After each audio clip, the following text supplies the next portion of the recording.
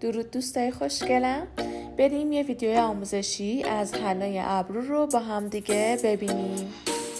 در مرحله اول من همیشه پوست و ابرو رو با محلول پاک کننده و ریموور پاکسازی میکنم. در مرحله بعد اگه ابرو نیاز به دیزاین و تمیز کردن داشته باشه این کار رو انجام میدم. تمیز کردن ابرو میتونه با موچین باشه، با وکس باشه و یا حتی با بند انجام بشه.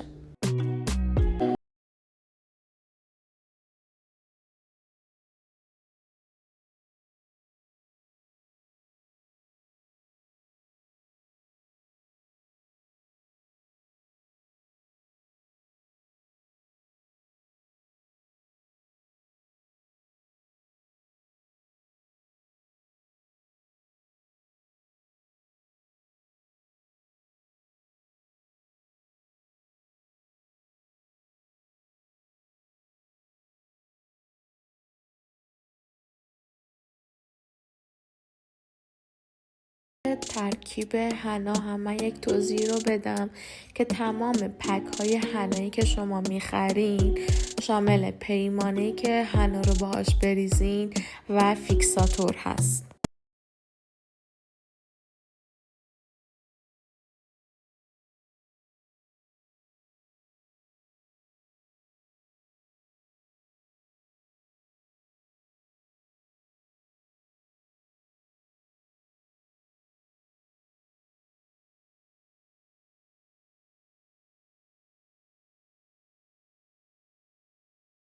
این رنگ ابرو من یک پیمانه حنای قهوه‌ای و یک پیمانه حنای مشکی رو با 4 قطره فیکساتور و 8 قطره آب مخلوط کردم.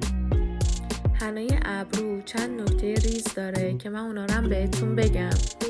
یکی این که محلول حنا رو باید از 10 دقیقه قبل آماده کنین و حداقل 10 دقیقه بگذارین که استراحت کنه و بعد روی ابرو استفادهش کنید. و مورد بعدی اینه که توی ترکیب حناتون به جای 8 قطره آبی که گفتم از الکل هم میشه استفاده کرد که الکل باعث میشه که رنگ پذیری سریعتر فقط انجام بشه.